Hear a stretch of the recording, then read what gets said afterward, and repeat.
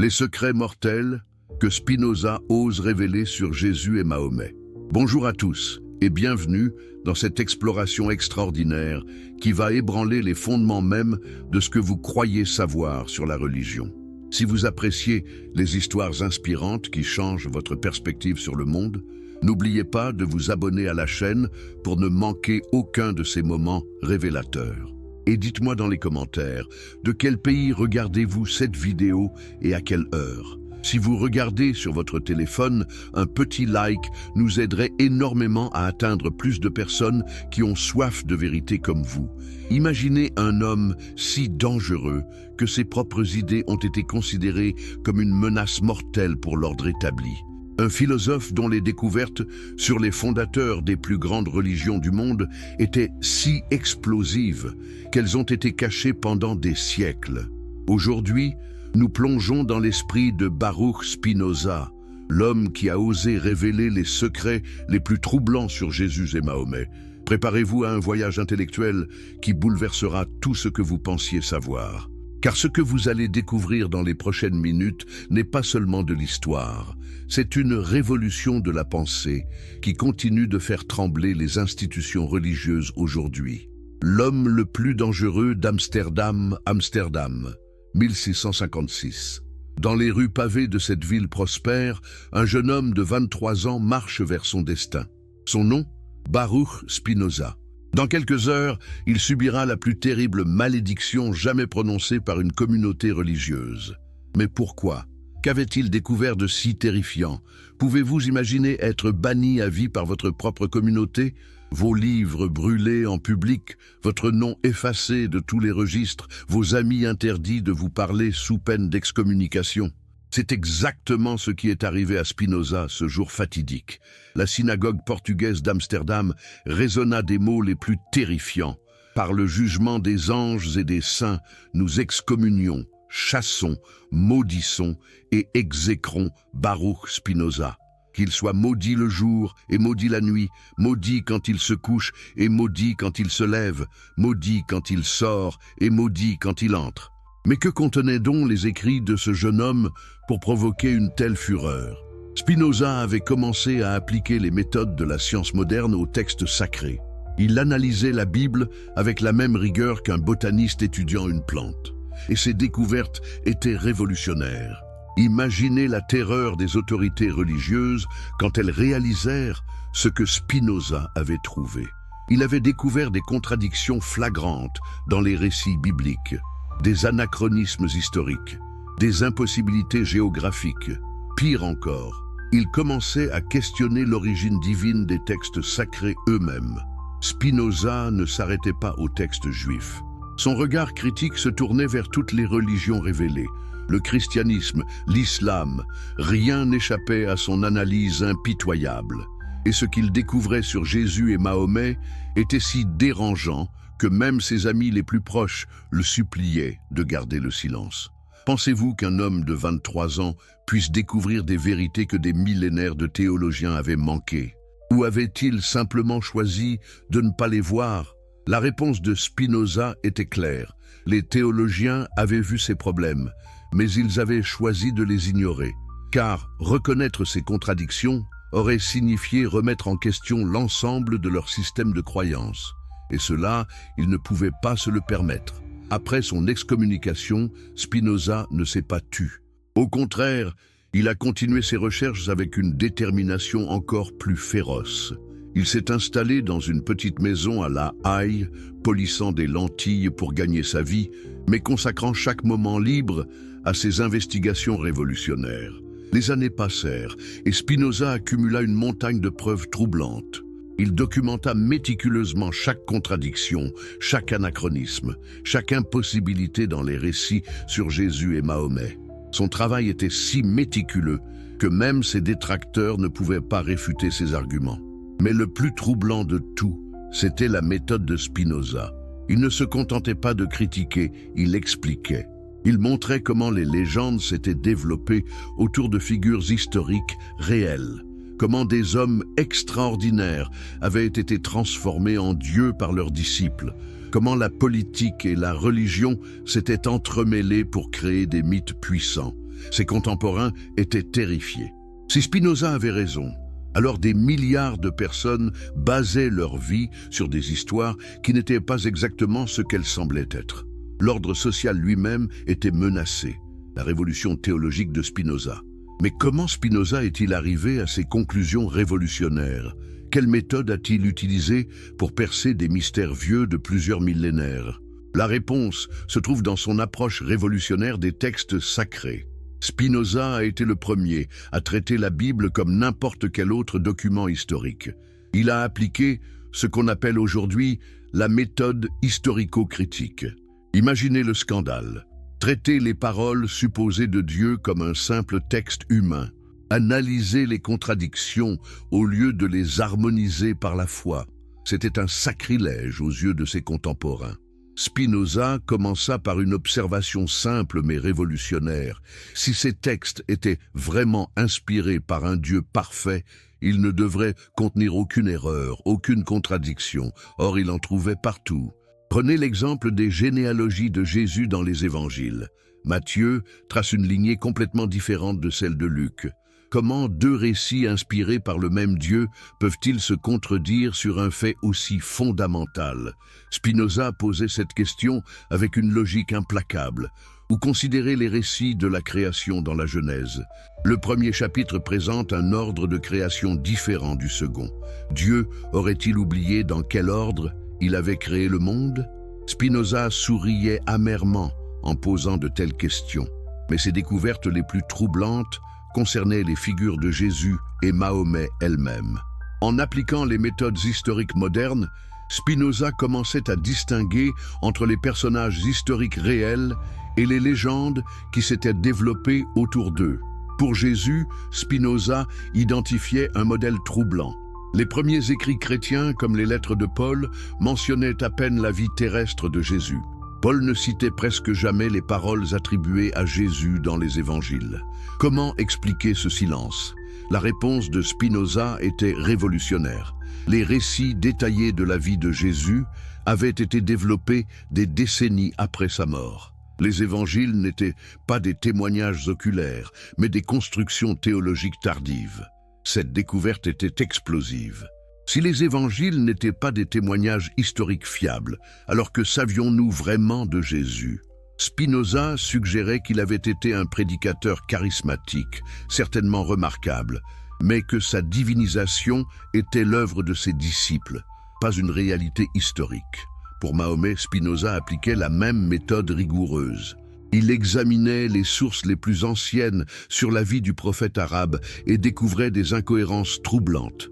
Comment Mahomet, marchand illettré selon la tradition, avait-il pu composer un texte de la complexité littéraire du Coran? Comment expliquer les influences claires du judaïsme et du christianisme dans un texte supposément révélé directement par Dieu? Spinoza documentait méticuleusement ses influences. Il montrait comment des histoires bibliques apparaissaient dans le Coran avec des variations qui suggéraient une transmission orale imparfaite plutôt qu'une révélation divine directe.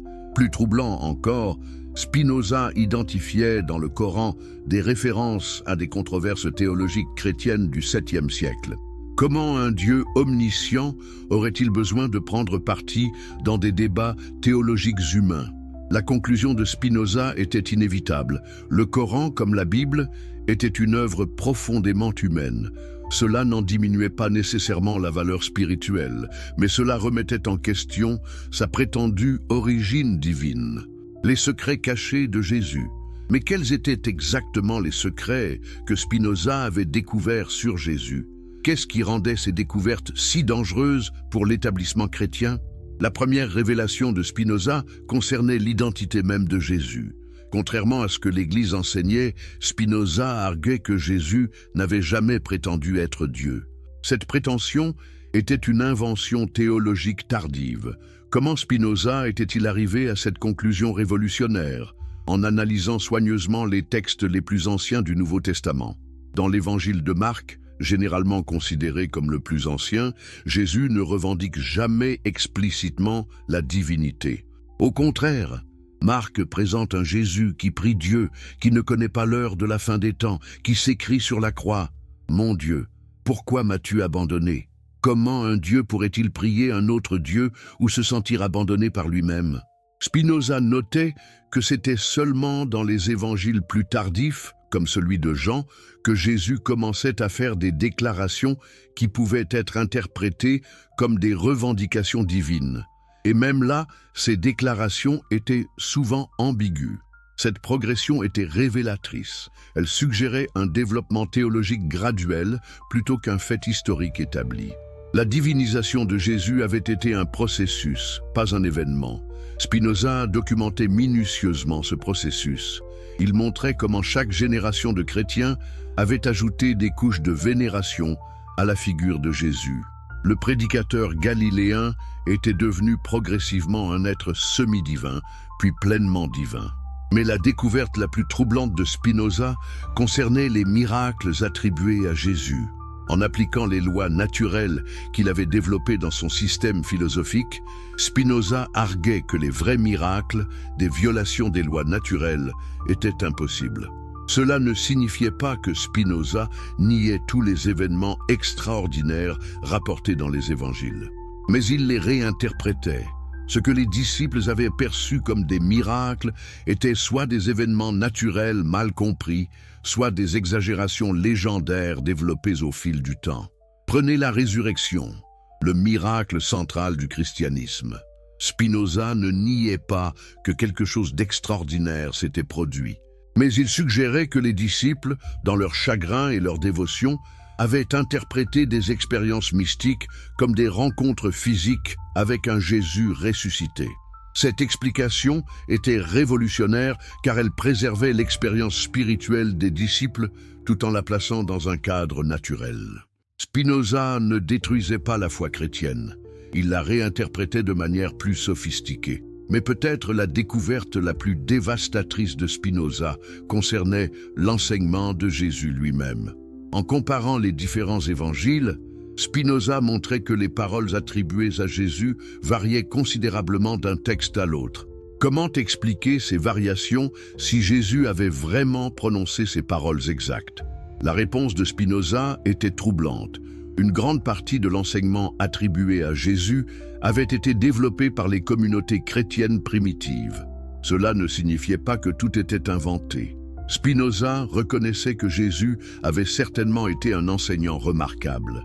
Mais le processus de transmission orale avait inévitablement transformé et amplifié ses paroles originales.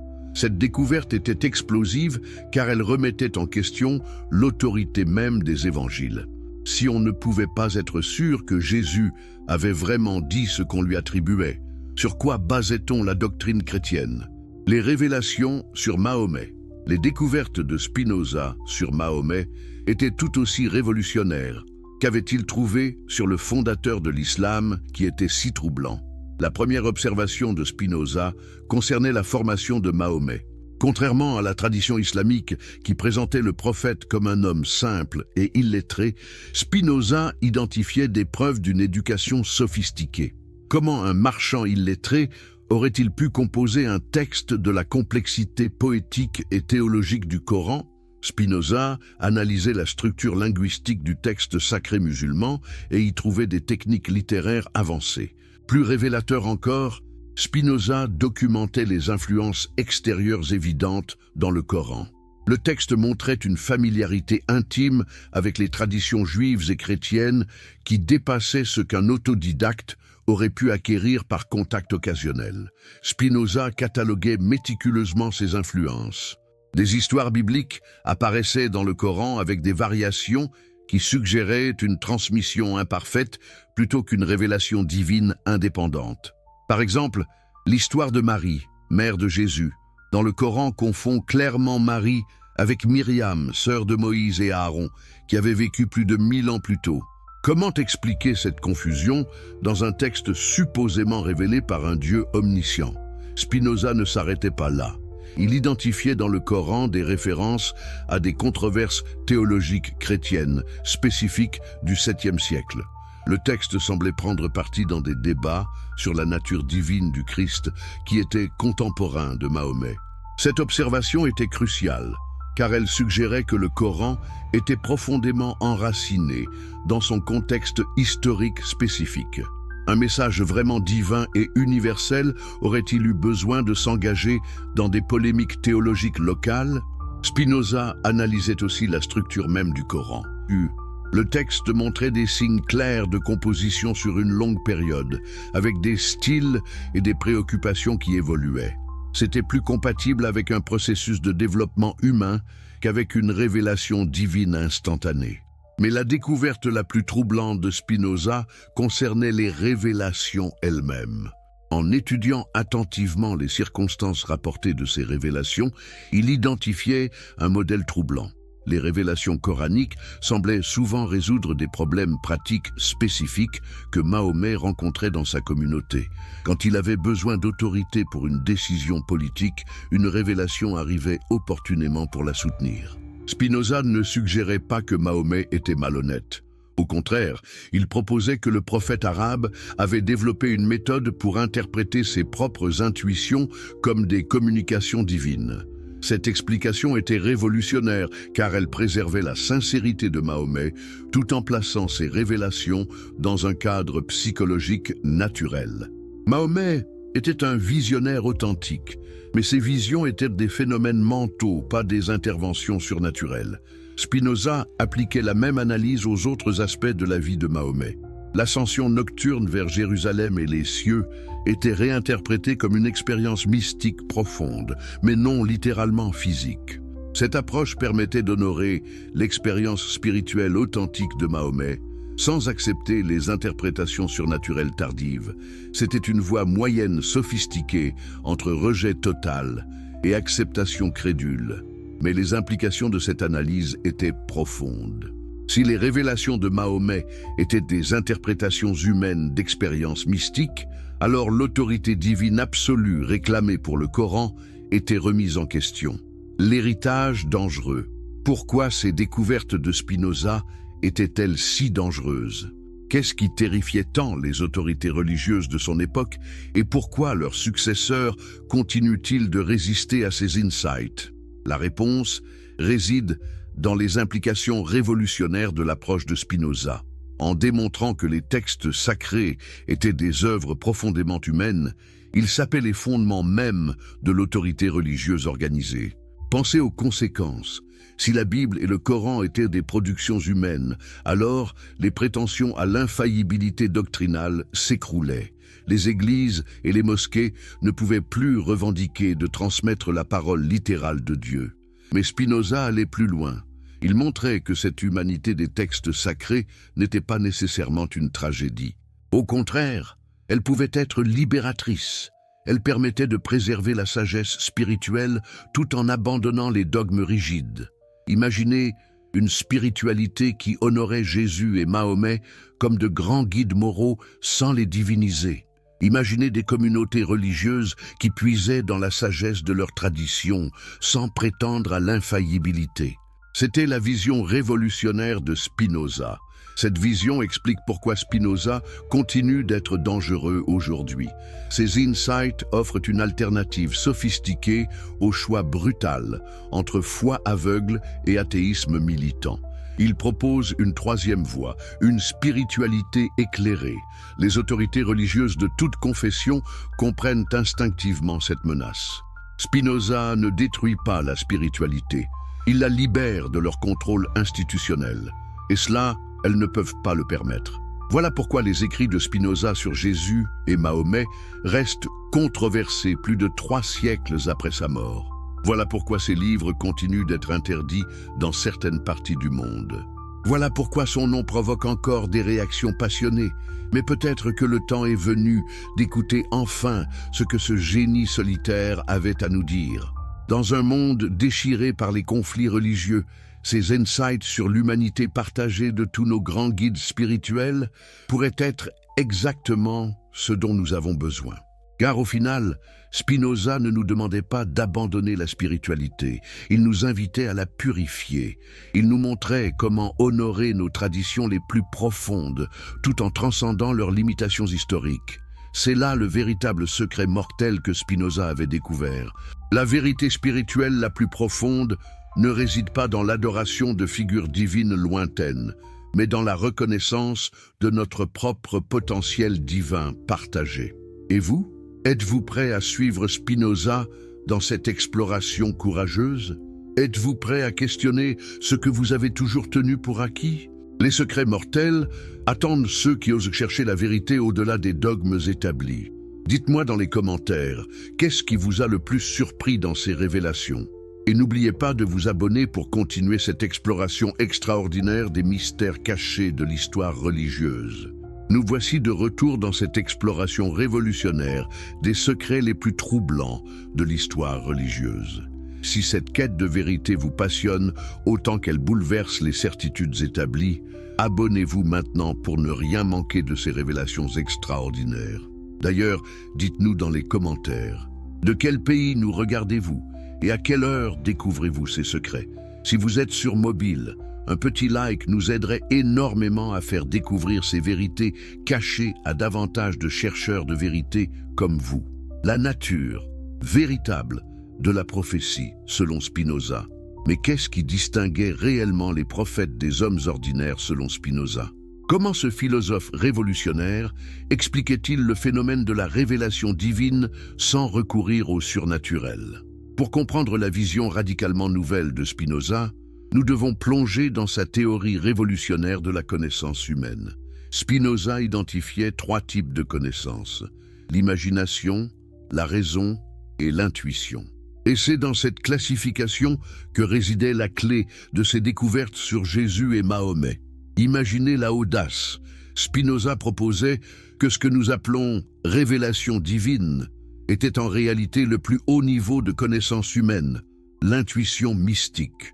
Les prophètes n'étaient pas des récepteurs passifs de messages célestes, mais des génies spirituels capables d'atteindre des vérités profondes par l'intuition pure. Cette théorie révolutionnaire expliquait pourquoi les révélations prophétiques contenaient à la fois une sagesse extraordinaire et des limitations culturelles évidentes. La sagesse venait de l'intuition géniale du prophète, mais elle était nécessairement exprimée dans le langage et les concepts de son époque. Prenez Jésus dans le désert de Judée. Spinoza analysait cette période mystérieuse de 40 jours comme une intense exploration intérieure. Que s'était-il vraiment passé dans cette solitude? Spinoza suggérait que Jésus avait atteint un état de conscience si élevé qu'il avait perçu directement l'unité fondamentale de toute existence. Mais comment Jésus pouvait-il communiquer cette expérience transcendante à des pêcheurs galiléens? Il devait nécessairement utiliser les métaphores et les concepts religieux de son temps. Ainsi naissaient les paraboles du royaume des cieux, des tentatives poétiques de transmettre l'inexprimable. Spinoza documentait méticuleusement ce processus de traduction mystique. Il montrait comment chaque génération de disciples interprétait ces métaphores de manière de plus en plus littérale, perdant progressivement l'essence mystique originale. Considérez l'évolution du concept de fils de Dieu dans les premiers textes chrétiens. Dans la mentalité juive de l'époque, cette expression désignait simplement un homme juste, particulièrement proche de Dieu. Mais à mesure que le christianisme se répandait dans le monde gréco-romain, l'expression était comprise littéralement, comme une filiation divine physique. Cette transformation était-elle une corruption ou une évolution naturelle? Spinoza argumentait que c'était inévitable. Chaque culture réinterprète les messages spirituels selon ses propres catégories de pensée. Le problème survenait quand ces interprétations culturelles étaient présentées comme des vérités éternelles. Pour Mahomet, Spinoza appliquait la même analyse révolutionnaire. Le prophète arabe avait-il vraiment entendu l'ange Gabriel lui dicter le Coran, ou avait-il développé une méthode pour accéder à ses propres intuitions les plus profondes? Spinoza étudiait attentivement les descriptions que Mahomet donnait de ses expériences révélatrices. Le prophète parlait souvent de sensations physiques intenses, sueur, tremblements, sensations de poids écrasants. Ces symptômes correspondaient parfaitement à ce que nous appellerions aujourd'hui des états de transe mystique. Mais voici où Spinoza devenait révolutionnaire. Il ne niait pas la réalité de ces expériences. Au contraire, il les validait comme des phénomènes naturels extraordinaires. Mahomet atteignait réellement des états de conscience exceptionnels, mais par des processus psychologiques non surnaturels. Cette explication préservait la sincérité et la grandeur spirituelle de Mahomet, tout en plaçant ses révélations dans un cadre naturel. Le prophète n'était ni un mystificateur, ni un simple halluciné. Il était un génie spirituel authentique, utilisant les concepts de son temps pour exprimer des intuitions universelles. Spinoza allait plus loin en analysant le contenu même des révélations. Il notait que les vérités morales fondamentales, justice, compassion, recherche de sagesse, étaient remarquablement similaires chez tous les grands prophètes. Cela suggérait une source commune, la nature humaine elle-même à son plus haut niveau. Mais alors pourquoi les religions développées autour de ces prophètes étaient-elles si différentes, souvent conflictuelles? Spinoza identifiait le problème dans le processus d'institutionnalisation. Les disciples des prophètes transformaient graduellement leurs insights spirituels en systèmes dogmatiques rigides. L'institutionnalisation du sacré comment, des hommes de sagesse comme Jésus et Mahomet avaient-ils pu donner naissance à des institutions si éloignées de leur message original? Cette question hantait Spinoza, et ses réponses étaient aussi brillantes que troublantes. Spinoza identifiait un processus en plusieurs étapes que suivaient invariablement toutes les traditions spirituelles. D'abord, un individu exceptionnel atteignait des insights spirituels profonds. Puis ses disciples directs tentaient de préserver et transmettre ses enseignements. Enfin, des générations ultérieures systématisaient ces enseignements en doctrine fixe. Chaque étape de ce processus introduisait des distorsions. Les disciples directs ne pouvaient pas reproduire les états de conscience de leur maître. Alors, ils se concentraient sur ses paroles et ses gestes extérieurs. Les générations suivantes, encore plus éloignées de l'expérience originale, transformaient ces récits en règles absolues. Prenez l'exemple de Pierre, le disciple principal de Jésus. Spinoza analysait les lettres attribuées à Pierre et y trouvait une mentalité déjà très différente de celle reflétée dans les paroles de Jésus. Là où Jésus parlait de libération spirituelle intérieure, Pierre commençait à établir des hiérarchies et des règles comportementales. Cette transformation était-elle une trahison consciente? Spinoza ne le pensait pas. Pierre et les autres disciples faisaient de leur mieux pour préserver l'héritage de leur maître. Mais ils ne pouvaient transmettre que ce qu'ils avaient compris, et leur compréhension était nécessairement limitée par leur propre niveau de développement spirituel. Le processus s'accélérait avec Paul de Tarse. Spinoza consacrait des pages entières à analyser la transformation que Paul avait opérée dans le message chrétien. Là où Jésus avait prêché principalement aux Juifs dans leur contexte culturel familier, Paul universalisait le message pour les non-Juifs. Cette universalisation nécessitait des adaptations majeures. Paul devait expliquer des concepts juifs à des audiences grecques et romaines qui n'en avaient aucune expérience. Inévitablement, le message se transformait dans ce processus de traduction culturelle. Spinoza documentait méticuleusement ces transformations. Il montrait comment Paul avait introduit des concepts philosophiques grecs, logo, pneuma, sarx, qui étaient étrangers au judaïsme de Jésus. Ces concepts enrichissaient le message, mais ils l'éloignaient aussi de sa simplicité originale. Plus troublant encore, Spinoza identifiait chez Paul les premières traces de ce qui deviendrait la théologie chrétienne orthodoxe. Paul commençait à présenter Jésus non plus comme un maître spirituel, mais comme un être cosmique dont la mort avait une signification métaphysique universelle. Cette théologisation était-elle inévitable? Spinoza l'expliquait par la nature même de l'esprit humain. Face au mystère de l'existence, les humains cherchent des explications rationnelles. Les disciples de Jésus ne pouvaient pas simplement dire « Nous avons rencontré un homme extraordinaire ». Ils devaient expliquer pourquoi il était si extraordinaire. Le processus était similaire dans l'islam naissant.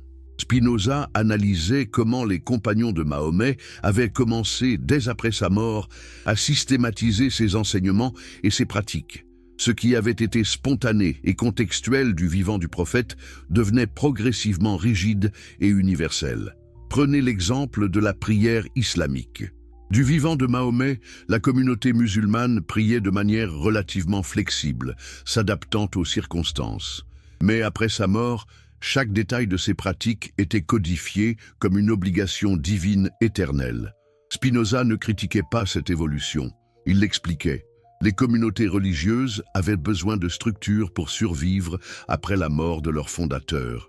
Mais le prix de cette survie institutionnelle était souvent la perte de la spontanéité spirituelle originale. Le philosophe identifiait un paradoxe tragique. Plus une tradition religieuse réussissait à se préserver à travers les siècles, plus elle s'éloignait de l'esprit de son fondateur. Le succès institutionnel devenait un échec spirituel.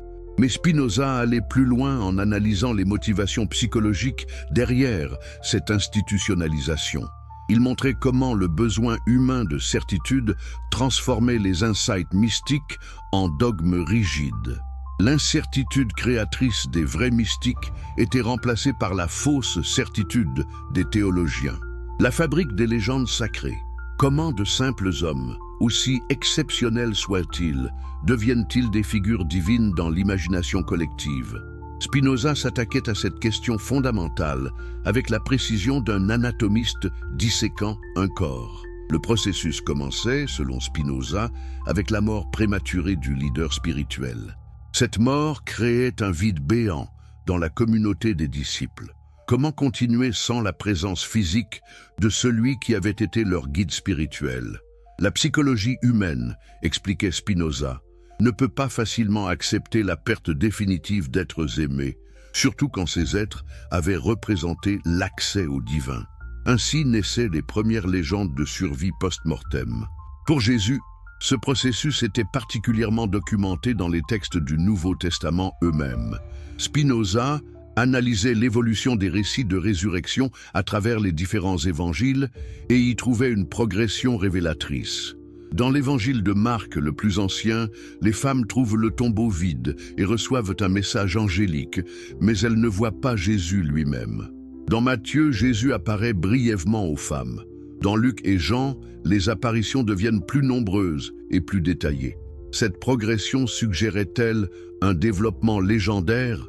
Spinoza l'argumentait avec force. Chaque génération de conteurs chrétiens enrichissait les récits, ajoutant des détails qui renforçaient la foi de leur communauté. Mais Spinoza ne se contentait pas de critiquer. Il expliquait la fonction psychologique de ces légendes. Les récits de résurrection servaient à maintenir vivante la présence spirituelle de Jésus dans la communauté. Ils étaient psychologiquement vrais, même s'ils n'étaient pas historiquement littéraux. Cette distinction entre vérité psychologique et vérité historique était révolutionnaire. Spinoza montrait comment les communautés religieuses confondaient constamment ces deux types de vérité, créant des conflits inutiles. Pour Mahomet, le processus de légendification suivait des patterns similaires, mais avec des variations culturelles intéressantes. Dans la culture arabe, l'honneur et la lignée étaient cruciaux. Alors les légendes se concentraient sur l'illustre descendance du prophète et ses qualités héroïques. Spinoza cataloguait méticuleusement ces développements légendaires. Il montrait comment chaque génération de musulmans ajoutait de nouveaux miracles à la biographie de Mahomet. Le marchand historique de la Mecque devenait progressivement un être quasi surnaturel. L'un des aspects les plus fascinants de l'analyse de Spinoza concernait le rôle des rêves et des visions dans ce processus. Il documentait comment les disciples rapportaient des rencontres oniriques avec leurs maîtres décédés et comment ces expériences subjectives étaient graduellement traitées comme des faits objectifs. Cette transformation était cruciale, car elle montrait comment l'expérience mystique authentique pouvait être mal interprétée.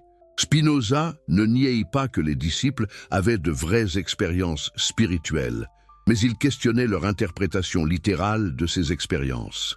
Le philosophe identifiait aussi le rôle de la concurrence entre communautés religieuses dans l'amplification des légendes. Chaque groupe voulait prouver que son fondateur était supérieur aux autres. Alors les récits miraculeux s'intensifiaient dans une sorte d'escalade légendaire. Comparer les récits de l'enfance de Jésus dans les évangiles apocryphes avec ceux de l'enfance de Mahomet dans les sources islamiques tardives. Les deux traditions rivalisent de prodiges. Jésus enfant donnant vie à des oiseaux d'argile. Mahomet enfant dont l'ombre ne touche jamais le sol. Spinoza montrait que ces légendes suivaient des patterns transculturels.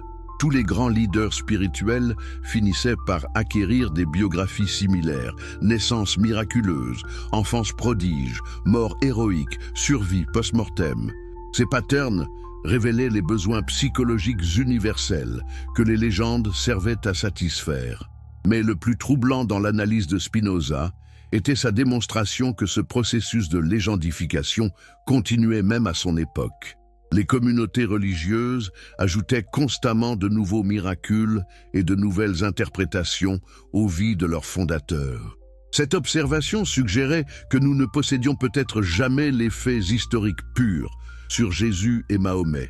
Leurs biographies étaient des palimpsestes où chaque époque avait écrit ses propres besoins et ses propres rêves. Les conséquences politiques de la révélation.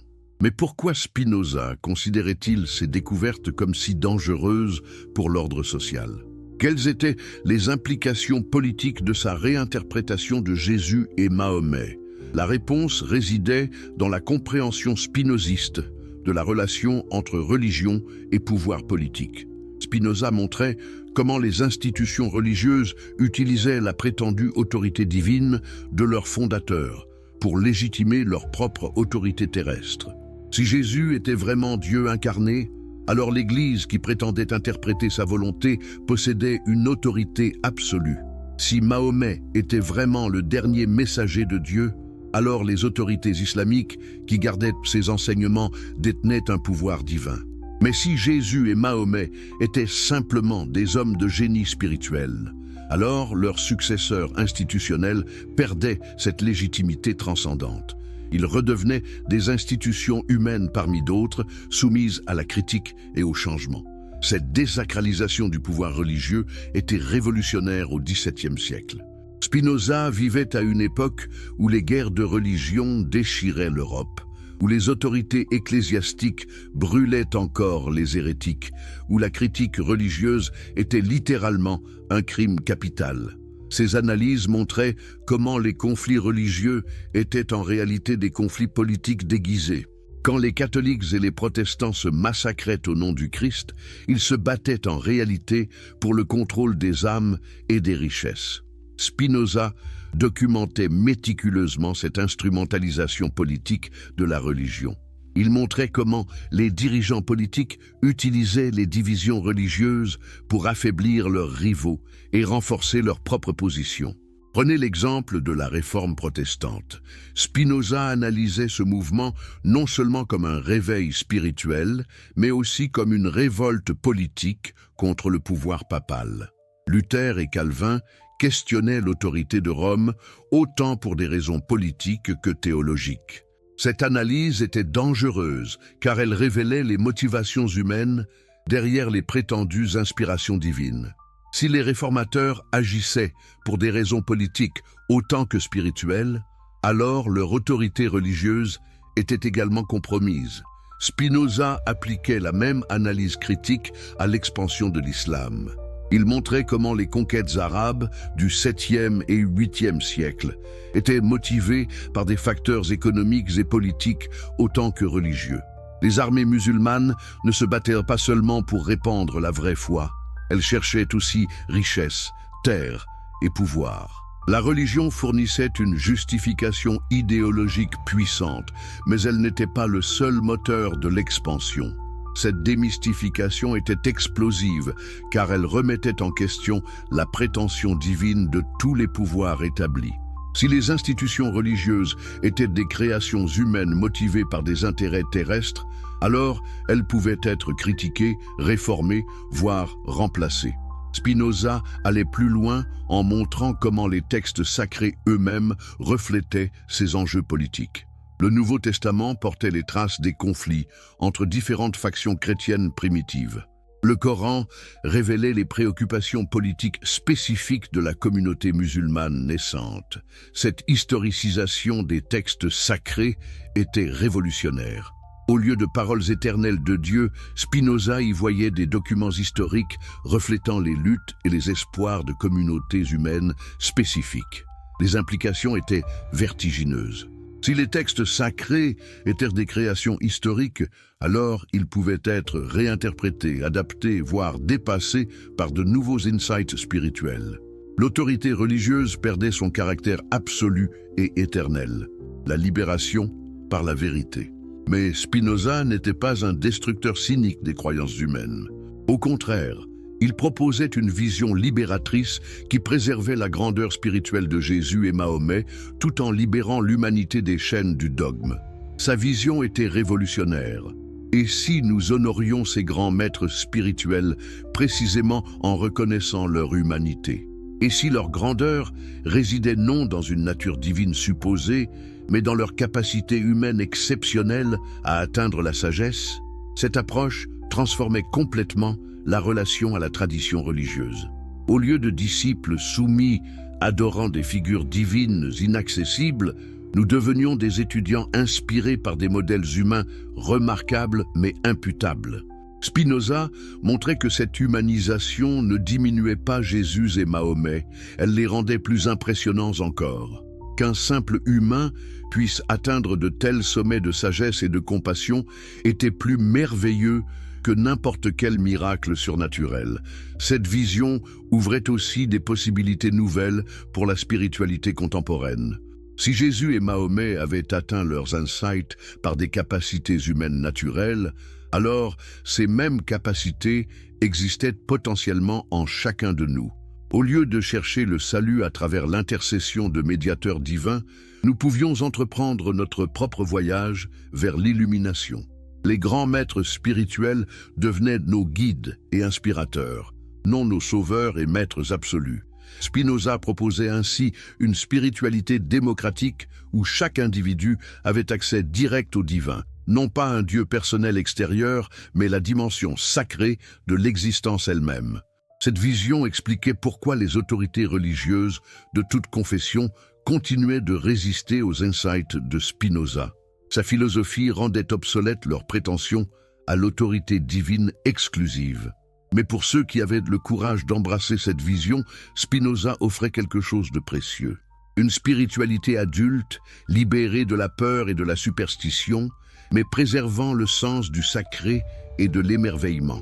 Les implications pour notre époque sont profondes. Dans un monde déchiré par les conflits religieux, la vision spinoziste offre une alternative. Reconnaître la grandeur humaine partagée de tous nos guides spirituels. Au lieu de nous battre pour prouver que notre prophète est plus divin que celui des autres, nous pouvons célébrer la diversité des voies que l'humanité a explorées vers la transcendance.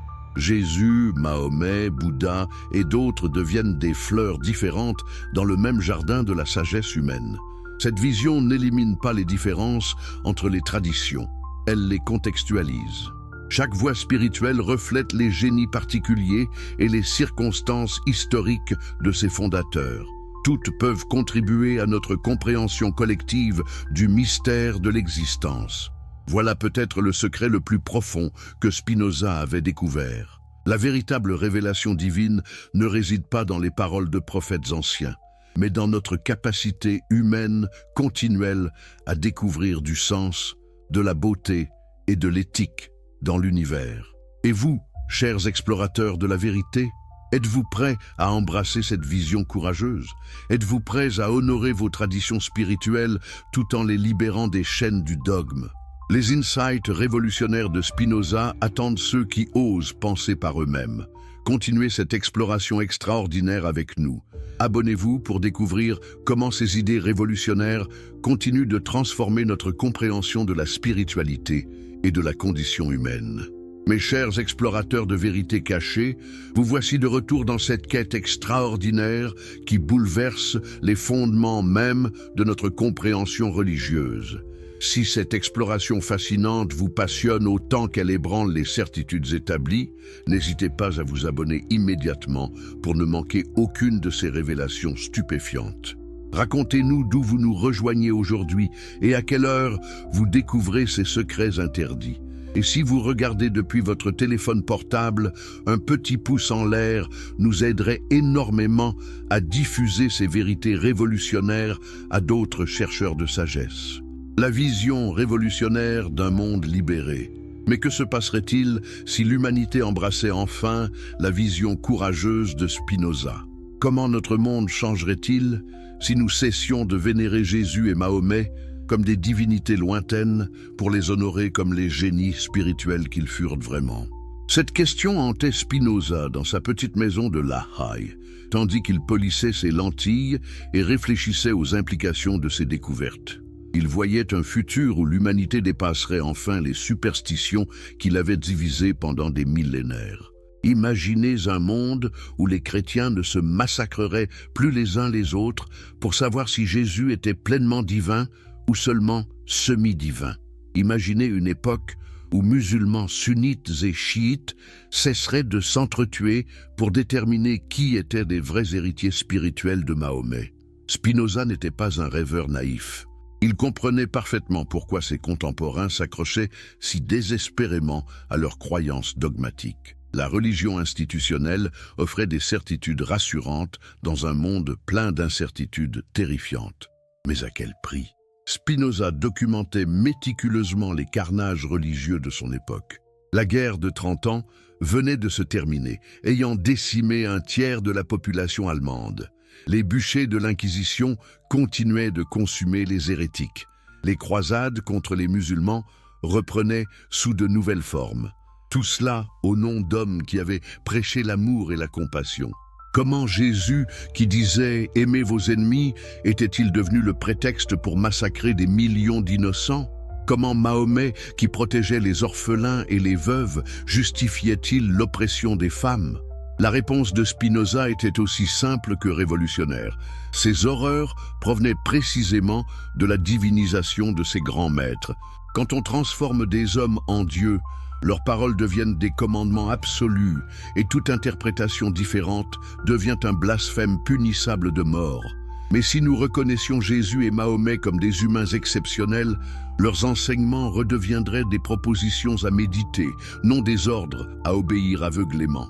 Leurs paroles retrouveraient leur fonction originale, inspirer notre propre recherche de sagesse.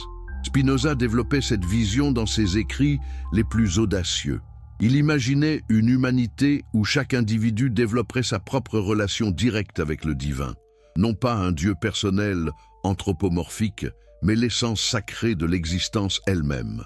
Cette spiritualité libérée n'aurait plus besoin de prêtres pour interpréter la volonté divine, de papes pour proclamer l'infaillibilité, de califes pour imposer la charia. Chaque personne deviendrait son propre guide spirituel, inspiré par les grands maîtres du passé, mais non asservi à leur supposée révélation. Pouvez-vous imaginer la terreur que cette vision provoquait chez les autorités religieuses? Si les gens n'avaient plus besoin d'intermédiaires divins, que deviendraient les églises, les mosquées, toute la hiérarchie ecclésiastique? Spinoza anticipait cette résistance. Il savait que son message ne serait pas accepté de son vivant. Mais il croyait à l'évolution graduelle de la conscience humaine. Un jour, pensait-il, l'humanité mûrirait suffisamment pour embrasser une spiritualité adulte. Cette maturation spirituelle passerait par l'éducation et la libre circulation des idées. Spinoza prônait une société où tous auraient accès à l'éducation, où la recherche scientifique serait libre, où les différentes philosophies pourraient coexister pacifiquement. Dans une telle société, les découvertes sur les origines humaines des religions ne seraient plus des menaces à supprimer, mais des contributions précieuses à notre compréhension collective. L'histoire vraie de Jésus et Mahomet enrichirait notre patrimoine spirituel au lieu de le menacer. Spinoza envisageait même comment cette nouvelle spiritualité transformerait l'éthique humaine. Libérés de la peur de punition divine et de l'espoir de récompense céleste, les humains développeraient une moralité authentique basée sur la compréhension rationnelle et la compassion naturelle. Cette éthique spinoziste était révolutionnaire, car elle ne dépendait d'aucune autorité externe, ni commandement divin, ni traditions ancestrales, ni autorité religieuse, simplement la reconnaissance que notre épanouissement individuel est inséparable du bien-être collectif. Mais comment une telle transformation pourrait-elle se produire? Spinoza n'était pas utopiste, il comprenait les obstacles énormes sur ce chemin. Les institutions religieuses défendraient leur pouvoir, les masses s'accrocheraient à leurs certitudes familières, les dirigeants politiques exploiteraient les divisions religieuses. Cependant, Spinoza voyait des signes encourageants dans son époque. La science moderne progressait malgré l'opposition religieuse. Les philosophes osaient questionner les dogmes anciens. Les marchands et artisans développaient une mentalité plus pragmatique et tolérante. Ces évolutions suggéraient que l'humanité évoluait lentement vers plus de rationalité et de tolérance. Les découvertes sur Jésus et Mahomet s'inscriraient dans cette évolution générale vers l'émancipation intellectuelle, l'héritage secret qui transforme le monde. Mais l'influence de Spinoza ne mourut pas avec lui en 1677. Au contraire, ses idées révolutionnaires se propagèrent secrètement à travers l'Europe des Lumières, transformant la pensée occidentale de manière irréversible. Qui étaient ces penseurs courageux qui osèrent étudier les écrits interdits du philosophe maudit? Comment ces découvertes sur Jésus et Mahomet influencèrent-elles secrètement le développement de la modernité? Les premiers disciples secrets de Spinoza étaient souvent des intellectuels frustrés par les limites imposées par l'orthodoxie religieuse. Des médecins qui voyaient les maladies mentales guérir par des moyens naturels plutôt que par des exorcismes. Des historiens qui découvraient des anachronismes dans les textes sacrés. Des philosophes qui questionnaient la logique des dogmes traditionnels. Ces hommes se passaient clandestinement les manuscrits de Spinoza, les copiant à la main car l'imprimerie était trop dangereuse. Ils se retrouvaient en secret pour discuter des implications révolutionnaires de la pensée spinoziste. L'un des premiers grands héritiers secrets de Spinoza fut Pierre Bayle, le philosophe français qui développa une critique dévastatrice de l'intolérance religieuse. Bayle ne citait jamais explicitement Spinoza, c'était trop dangereux, mais son dictionnaire historique et critique reprenait de nombreux arguments spinozistes. Comment Bayle démolissait-il l'autorité des traditions religieuses? En appliquant la méthode historique critique que Spinoza avait développée. Il montrait les contradictions dans les récits traditionnels, les anachronismes historiques, les impossibilités géographiques. Plus subtilement encore, Bayle utilisait l'ironie et la fausse déférence pour saper l'autorité religieuse. Il prétendait défendre l'orthodoxie tout en soulevant des questions qui la minaient.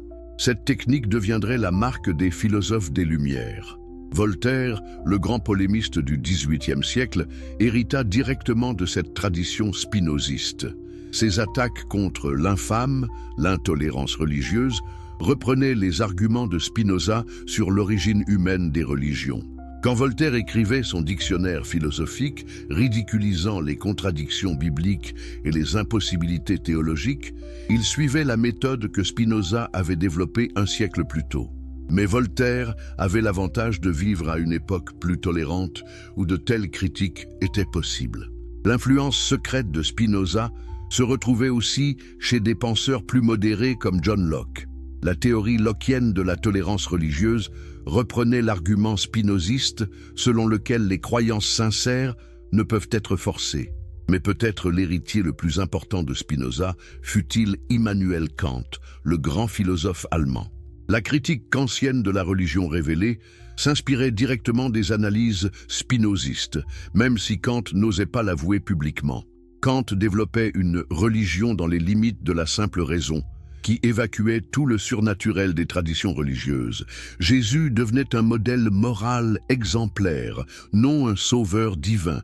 Cette transformation était exactement ce que Spinoza avait préconisé. L'impact de ces idées spinozistes se ressentait même dans les révolutions politiques de l'époque.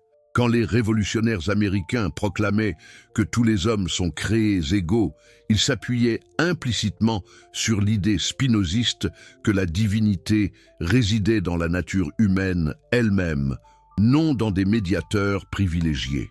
La Révolution française poussa cette logique encore plus loin. En proclamant les droits de l'homme et du citoyen, en séparant l'Église et l'État, en établissant la liberté de conscience, les révolutionnaires appliquaient des principes que Spinoza avait développés un siècle plus tôt. Mais cette influence restait largement cachée. Même les plus audacieux révolutionnaires n'osaient pas citer explicitement Spinoza, tant sa réputation de athée restait terrifiante. Son influence se transmettait de manière souterraine, à travers des intermédiaires plus acceptables. Cette clandestinité explique pourquoi l'impact historique de Spinoza est souvent sous-estimé. Les historiens traditionnels cherchent des influences explicites, des citations directes. Mais l'influence la plus profonde de Spinoza était précisément cette transformation graduelle des mentalités qu'il avait prédites. Au XIXe siècle, cette influence devenait enfin plus visible. Des penseurs comme David Friedrich Strauss osaient appliquer ouvertement la méthode historique critique aux évangiles. La vie de Jésus de Strauss provoqua un scandale énorme, mais elle ne fit que développer systématiquement les insights que Spinoza avait eus 2 siècles plus tôt. Ernest Renan, avec sa vie de Jésus encore plus populaire, poursuivait cette tradition.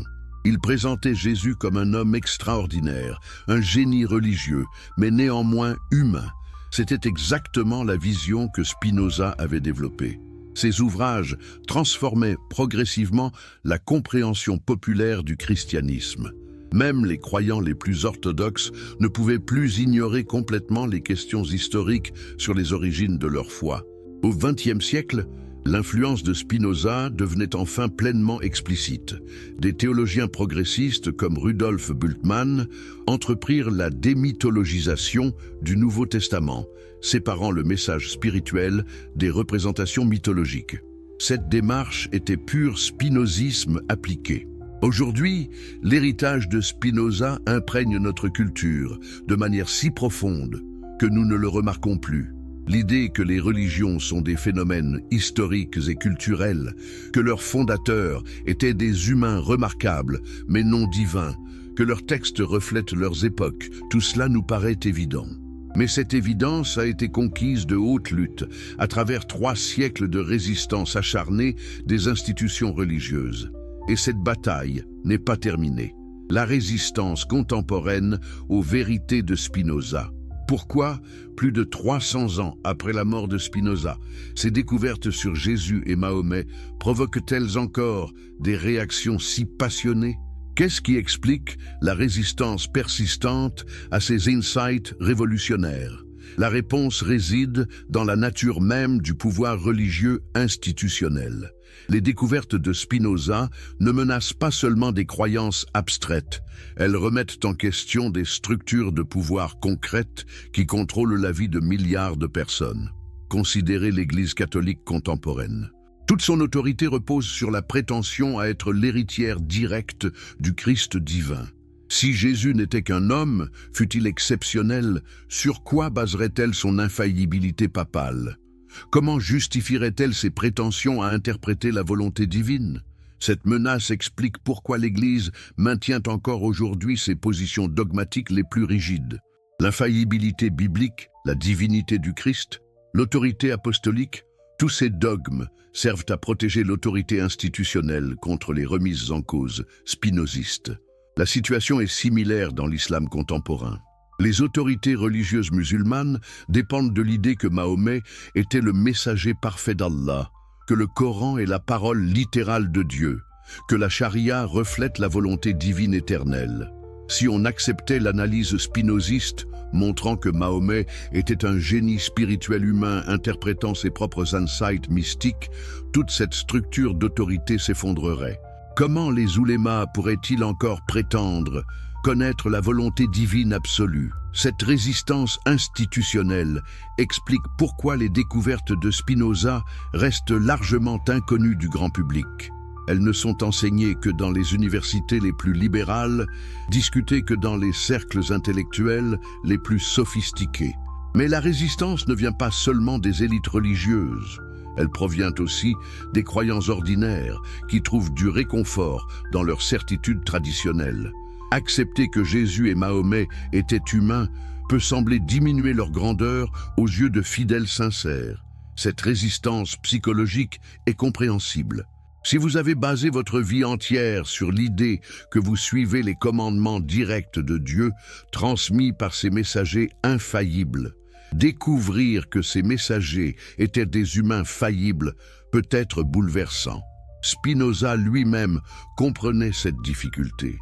C'est pourquoi il insistait sur le fait que ces découvertes n'affaiblissaient pas la spiritualité, elles la purifiaient. Reconnaître l'humanité de nos guides spirituels les rend plus admirables, non moins. Mais cette nuance sophistiquée est difficile à transmettre.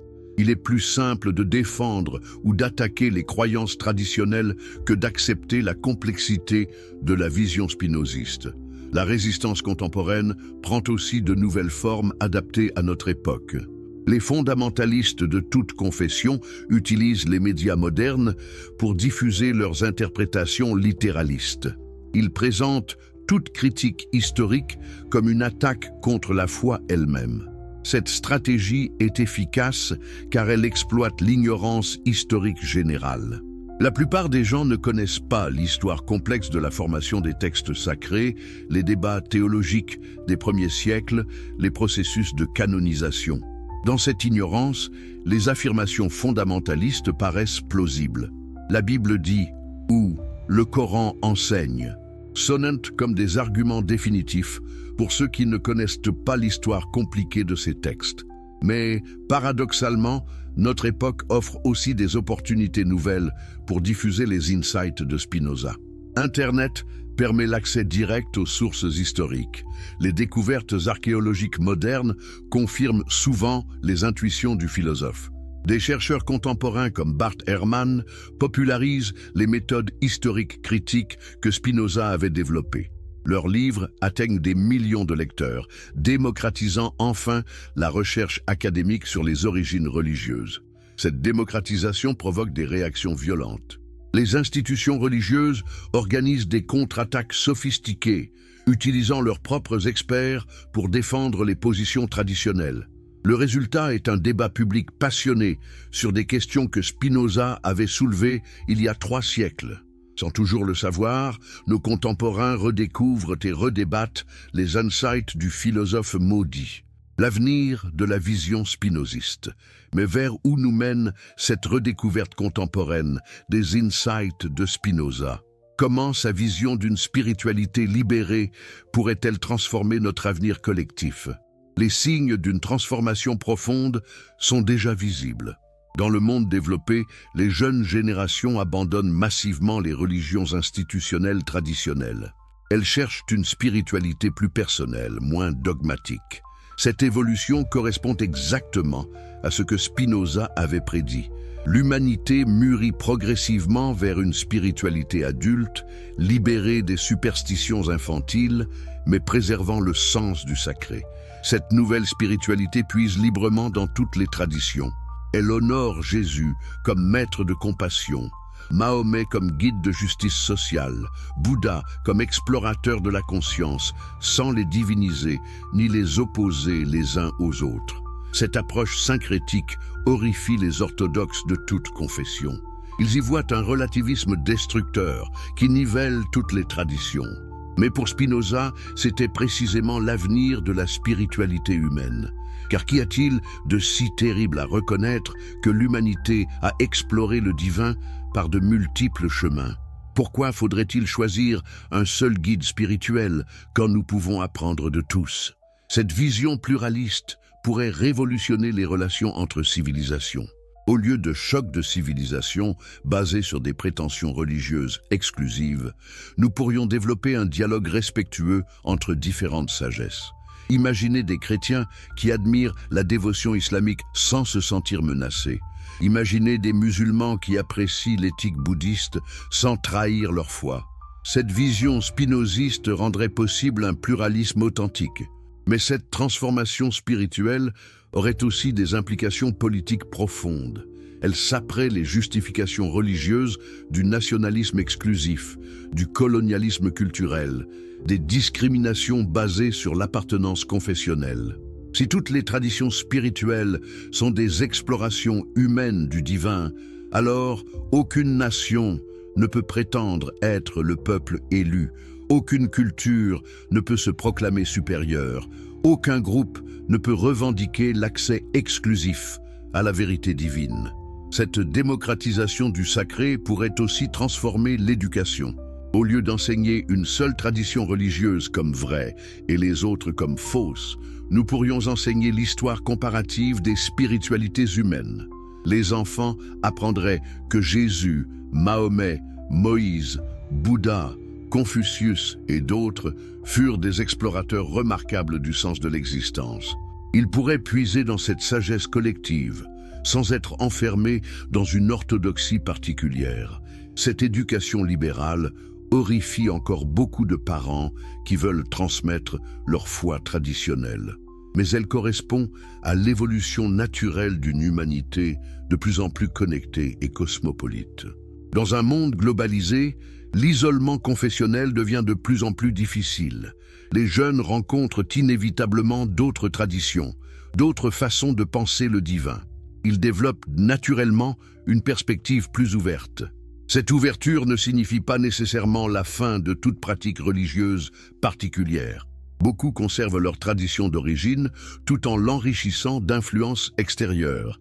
C'est exactement ce que Spinoza encourageait. Car le philosophe n'était pas un ennemi de la spiritualité, il en était un purificateur. Il voulait libérer l'essence spirituelle des traditions de leurs enveloppes dogmatiques obsolètes.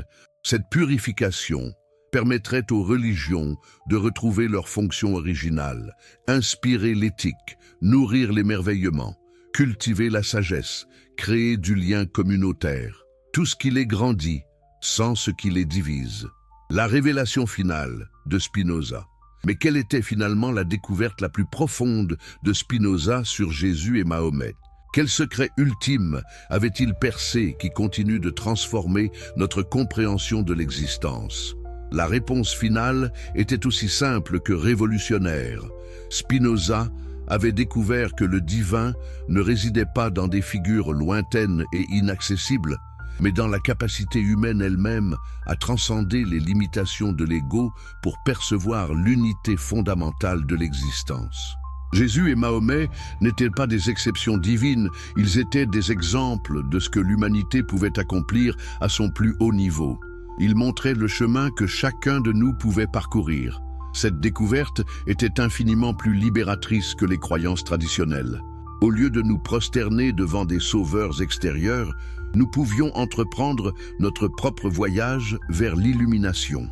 Spinoza montrait que ce voyage ne nécessitait aucun miracle surnaturel. Il suffisait de développer notre capacité naturelle de connaissance intuitive, notre compassion innée, notre soif de vérité et de justice. Les grands maîtres spirituels de l'humanité devenaient nos compagnons de route plutôt que nos maîtres absolus.